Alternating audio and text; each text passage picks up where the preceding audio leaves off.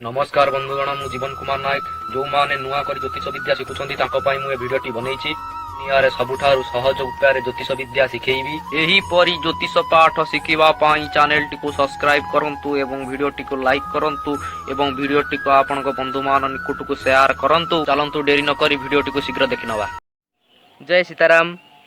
आज आम आलोचना करवा कि आम जन्म कुंडली खोलला परे जो ल लेखा जाए र सु के स च बु रा म बु ये सब गोटे ठार लेखा जाए आर अर्थ कौन आ माने कौन ए विषय आज आम आलोचना करवा। एवं आम जो जन्म कुंडली खोलुचे ता लग्न किए राशि किए नक्षत्र किए ये सब आम केमी जाना आज से विषय में आलोचना करवा। जदि आप चैनल टी को सब्सक्राइब करना तो तुरंत जाई सब्सक्राइब कर दिंतु। तले रेड कलर जो सब्सक्राइब लिखाई दबाई दिंतु। बेल आइकन ऑल कर दिंतु।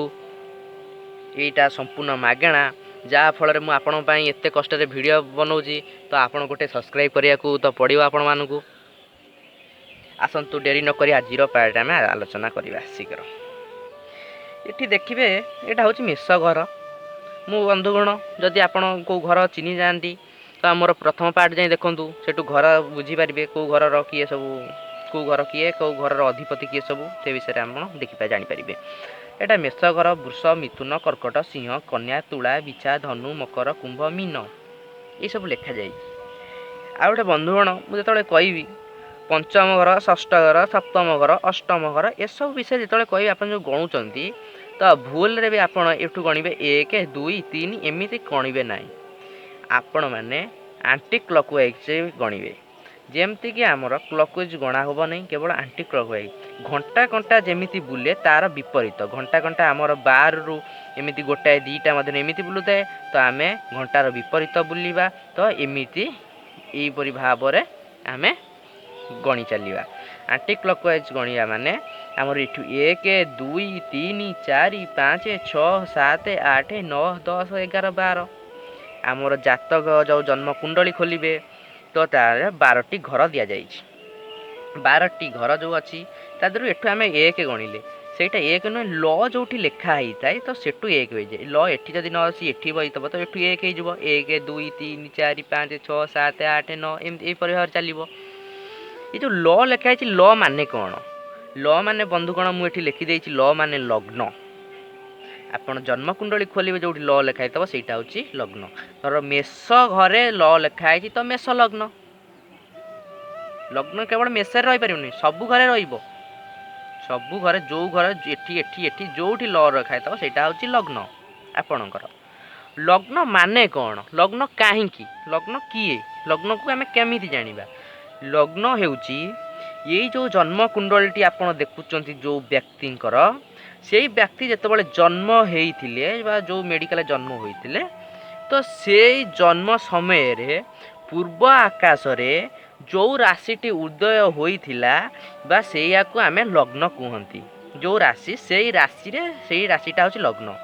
कारण यही व्यक्ति जितेबाला जन्म ग्रहण करते तो सेतबले पूर्व आकाश रे मेष लग्न उदय होता तो सेठू मेष लग्न है। से भाव में आम ल तो जानिले ल माने लग्न। आपन जन्म कुंडली खोलिबे जोटी ल लेखा तो सेटा लग्न है। से भाव में एठी र लेखाई र अर्थ रवि।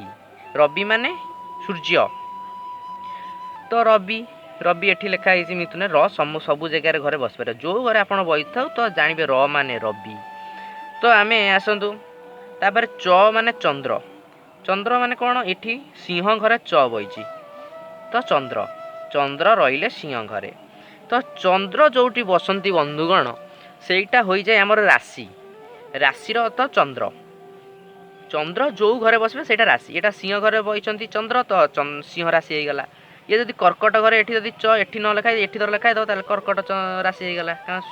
कर्कट घरे चंद्र बसले चंद्र जदि एठी बसिबे तो एठी धनु राशि तो तुला बसले तुला राशि बिछारे बसले बिछा राशि कुंभरे बसले कुंभ राशि मीन बसले मीन राशि कन्या बसले कन्या राशि मेषरे बसले मेष राशि। यहीपरि भाव में चंद्र जोठी बसबे तो सेठी आमर राशि हो मेषरे राशि लग्न सहित बसबे तो सी भी मेष राशि हो मेष लग्न मेष राशि हो। आउ गोटे बंधुगण कथा मन रखु ये जो जन्म कुंडली खोलिए 9/4 लिखाई थाए अन्य अन्य जन्मकुंडली सब अलग अलग लिखाई थाए 2/4 ये माने एम सब अलग अलग सब लिखाई थाए कि 5/8 ए सब अन्य अन्य नंबर एटा थाए हमर जो 9 लिखाई जी एटा थाए 1 रु 27 पर्यंत बंधुगण 1 रु 27 पर्यंत संख्यार एठी गोटे संख्या रही थाए एठू 1 रु 12 मध्य गोटे संख्या रही थाए सेटा कोन आमे पर एटा होउची बा नक्षत्र 9 नंबर नक्षत्र एवं 4 नंबर राशि 4 नंबर राशि माने कोन राशि की गोटे सीरियल रे आपण मने रखिबे मेष 1 वृष 2 मिथुन 3 कर्कट 4 सिंह 5 कन्या 6 तुला 7 बिछा 8 धनु 9 मकर 10 कुंभ 11 मीन 12 एटी बंधुगण लिखा हो जाइए आपण यही परि भाव में मन रखिए कारण ये सब कोड लिखा जाए ये कोड लिखा जाए ये लिखा जाए नहीं कि तुला राशि अश्लेषा नक्षत्र एमती लिखा जाए केवल ये आपण देखा पड़ो कौन लिखा जाए 4 माने कर्कट राशि तो 9 नंबर से नक्षत्र अच्छा आम आपण मैंने जानी 27 नक्षत्र अच्छा तो 27 नक्षत्र भितर एटू गोटे 9 नंबर नक्षत्र सेमती अश्लेषा नक्षत्र आम नहीं 9 नंबर तो 9 नंबर जो नक्षत्रटा रोचे ये लिखा जाए ये 9 लिखाए जब अन्य कौन नंबर थब धर 25 कि 26 तो से नक्षत्र होपर बंधुगण मोर अर्थ मंगल मंगल आम कौटी बही ये म बही वृष घरे मंगल बही तो ये मंगल ये आ गए देखिए बृहस्पति ब अर्थ बृहस्पति बृ अर्थ बृहस्पति तो बृहस्पति कर्कट घरे बही ब्रू लिखाई मैंने बृहस्पति बृ अर्थ बृहस्पति सेमती सु माने शुक्र शुक्र कौटी बही ना मकर घरे शुक्र ये लिखाई शुक्र मकर घरे बही स अर्थ शनि शनि आमर देखिए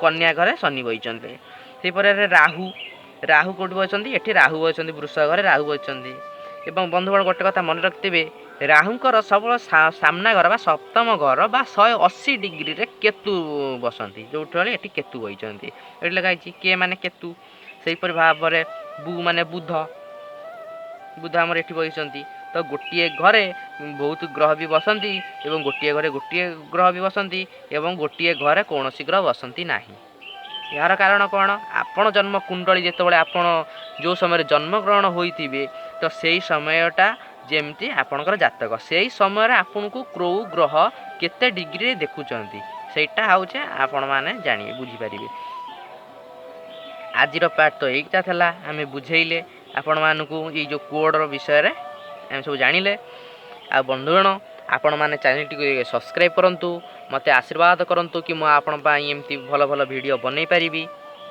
जय सीताराम।